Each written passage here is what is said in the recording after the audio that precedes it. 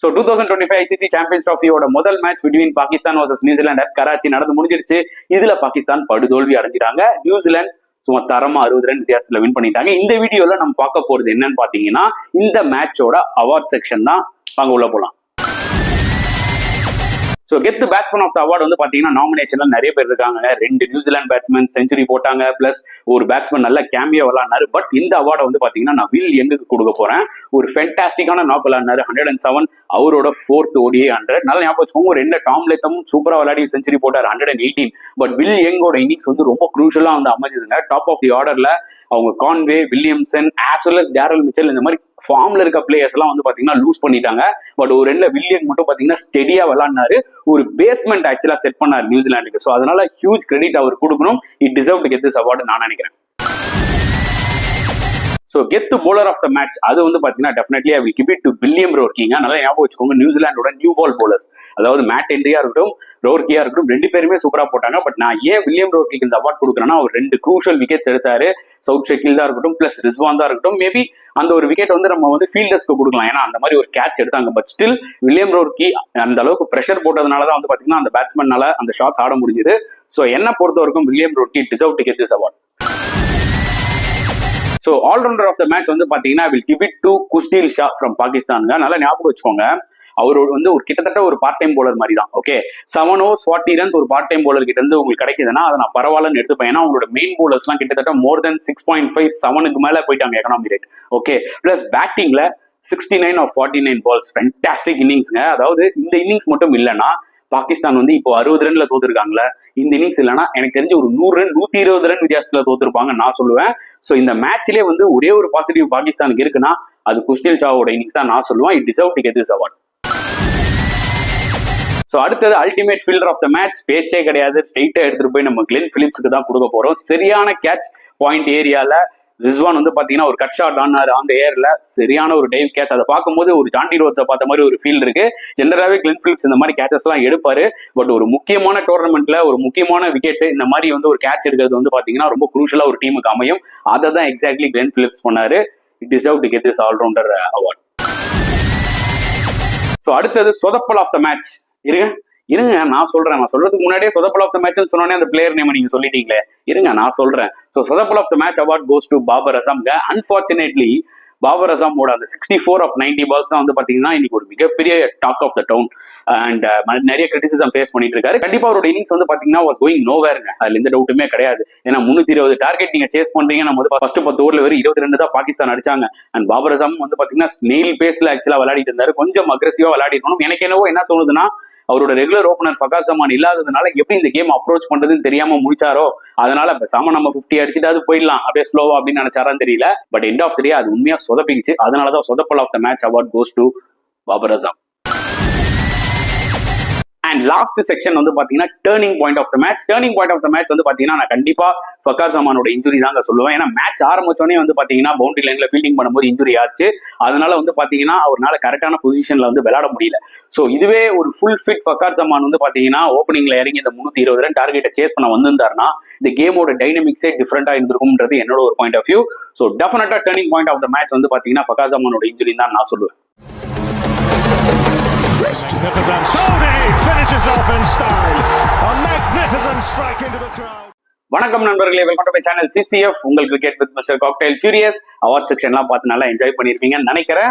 So இப்போ நம்ம வந்து பார்த்தீங்கன்னா அந்த மேட்சோட ரிவ்யூக்குள்ள போவோம். ஸோ நம்ம ஏற்கனவே டிஸ்கஸ் பண்ண மாதிரி இந்த சாம்பியன்ஸ் ட்ராஃபி 2025 முதல் மேட்ச் அட் கராச்சியில பாகிஸ்தான் வர்சஸ் நியூசிலாந்து. இந்த மேட்ச்ல நியூசிலாந்து கெத்தா 60 runs வித்தியாசத்துல வின் பண்ணி இந்த டோர்னமெண்ட்டை தரமா ஸ்டார்ட் பண்ணியிருக்காங்க. ஸோ ரீசெண்ட் டைம்ஸ்லேயே வந்து பார்த்தீங்கன்னா நியூசிலாந்து செம்ம ஃபார்ம்ல இருந்திருக்காங்க. பிளஸ் இப்பதான் ஒரு ட்ரை சீரிஸ் இதே கண்டிஷன்ஸ்ல விளையாடி அந்த கப்பையும் தூக்கிட்டு வந்தாங்க. ஸோ அவங்களோட கான்ஃபிடன்ஸ் லெவல் ரொம்பவே ஸ்கை ஹைல இருந்திருக்கும் இந்த மேட்ச் உள்ள போறதுக்கு முன்னாடி.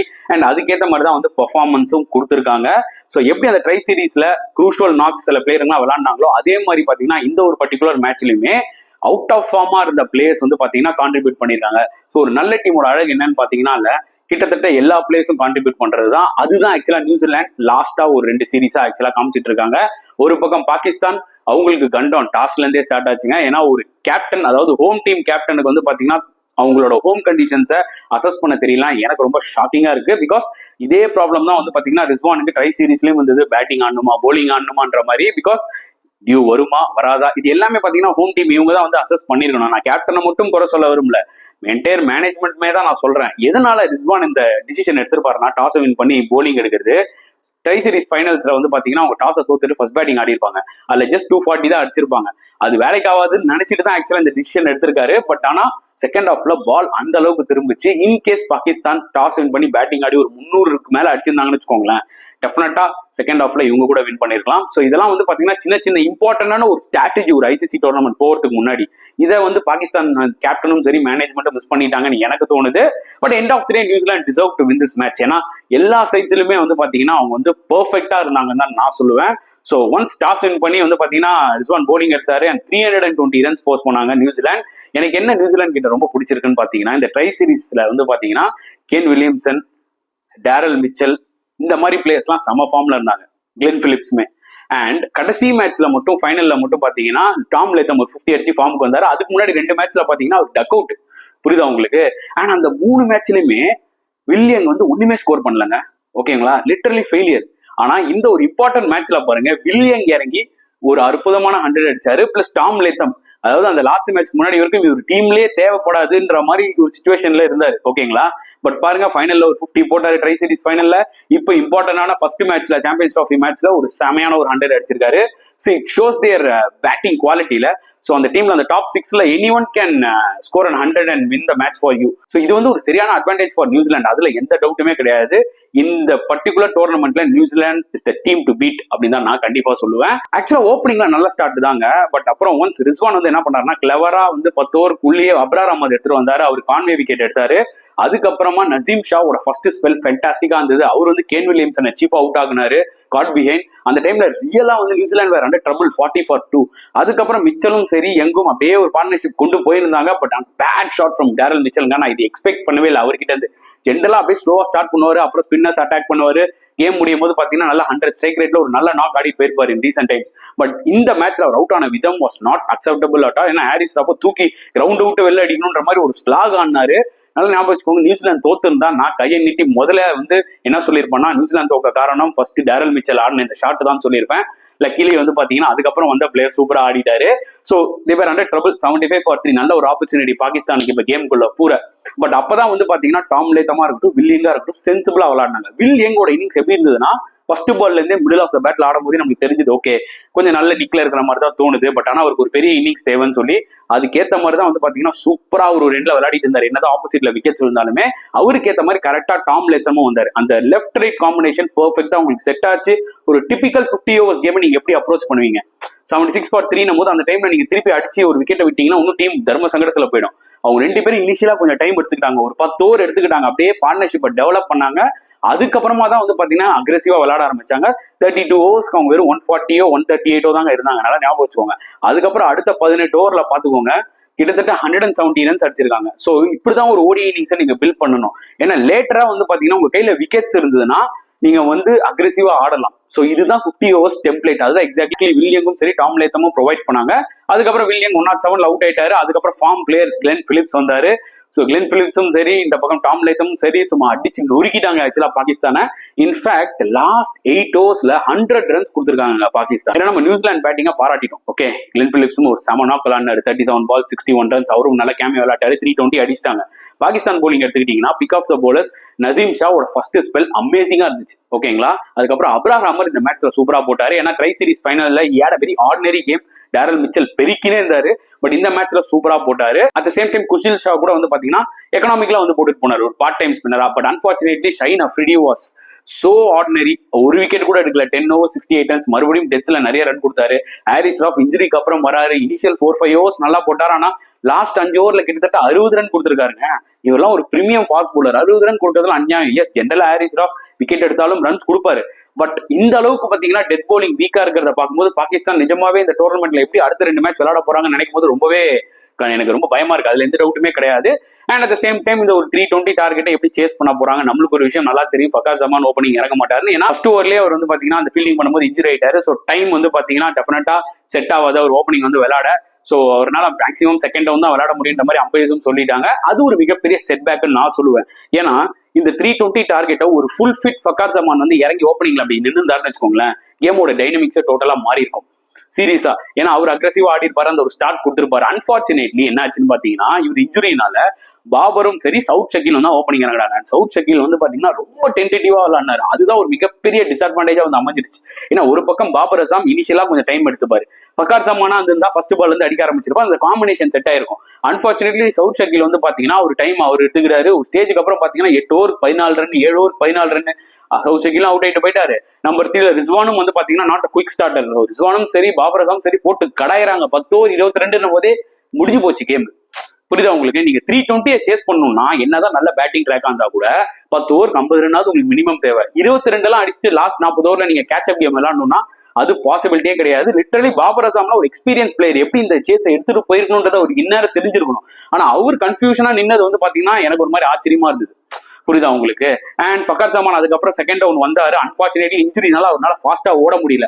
அதனால அப்படி இப்படின்னு ஸ்வீப்லாம் ஆடிட்டு இருந்தாரு, சில பவுண்டரிஸ்லாம் அடிச்சு கொடுத்தாரு. ஆனா நம்மளுக்கு நல்லா தெரியும் எப்போ வேணாலும் அவர் அவுட் ஆயிடுவாரு. ஏன்னா he was not in good fitness. புரியுதா உங்களுக்கு? ஸோ அவரும் 41 balls 24 அவரும் கொஞ்சம் ஸ்ட்ரகிள் ஆனாரு அவர் இன்ஜுரி வச்சுட்டு. ஸோ இந்த மேட்ச் எங்க போகுதுன்னே தெரியல. புரியுதா உங்களுக்கு? அதுக்கப்புறம் வந்து பாத்தீங்கன்னா ஆகா சல்மான் வந்து ஒரு செம நாக் விளையாடினாருங்க. 26 balls 41. நல்ல ஒரு டேலண்டட் பிளேயர். நான் ஏற்கனவே சொல்லியிருக்கேன் அவரோட ஆஃப் சைட் கேம் எனக்கு ரொம்ப பிடிக்கும். ஏன்னா அந்த டைம்ல ஒரு இம்பார்ட்டன்ட் பார்ட்னர்ஷிப் பாபர் அசாமும் ஆகா சல்மான் குயிக்கா போயிட்டு இருந்தாரு. அந்த டைம்லயாவது பாபர் அசாம் கொஞ்சம் குயிக்கா விளையாடிருக்கலாம்னு எனக்கு தோணுச்சு. ஆனா ஒரு பக்கம் வந்து பாத்தீங்கன்னா ஆகா சல்மான் 26 balls 41 ஆடுறாரு இந்த பார்ட்னர்ஷிப்ல. பட் பாபர் அசாம் 31 balls 16 அடிச்சிருக்காரு. அங்கேயாவது அட்லீஸ்ட் கொஞ்சம் ஸ்டெப் அப் பண்ணிருக்கணும், இந்த ஸ்ட்ரைக் ரேட்டை கொஞ்சம் ஏத்திருக்கணும் பாபர் அசாம். பட் ஆனா அந்த டைம்ல அவர் பண்ணல. ஆகா சல்மான் மேல பிரஷர் போச்சு, அவர் அவுட் ஆயிட்டாரு. அப்புறம் தயாப் தயிர் வந்தோடனே அவுட்டு. அதுக்கப்புறம் தான் குஸ்தில் ஷா வந்தாருங்க. குஸ்தில் ஷாவோட இன்னிங்ஸ் தான் வந்து ஒரே ஒரு positive for Pakistan. So Babar Azam வந்து பாத்தீங்கன்னா 64 அவரோட ரன்னை தேத்திட்டு அப்புறம் அவரும் அவுட் ஆயிட்டு போயிட்டாரு. அண்ட் குஸ்தில் ஷா ஒருத்தர் தான் வந்து 49 balls 69 runs அக்ரெசிவா விளையாடினாரு. இந்த நாக் மட்டும் இல்லைன்னா பாகிஸ்தான் இன்னைக்கு வேணா 60 runs வித்தியாசத்துல தோத்துருப்பாங்க. ஆனா குஸ்தில் ஷா இன்னிங்ஸ் இல்லைன்னா டெஃபினட்டா 100 run வித்தியாசத்துல தோத்துருப்பாங்க.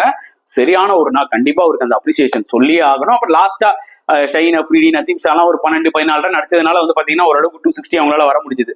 அண்ட் நியூசிலாந்து போலிங் எடுத்துக்கிட்டீங்கன்னா William Rourke and Matt Henry new பால்ல கலக்குனாங்க.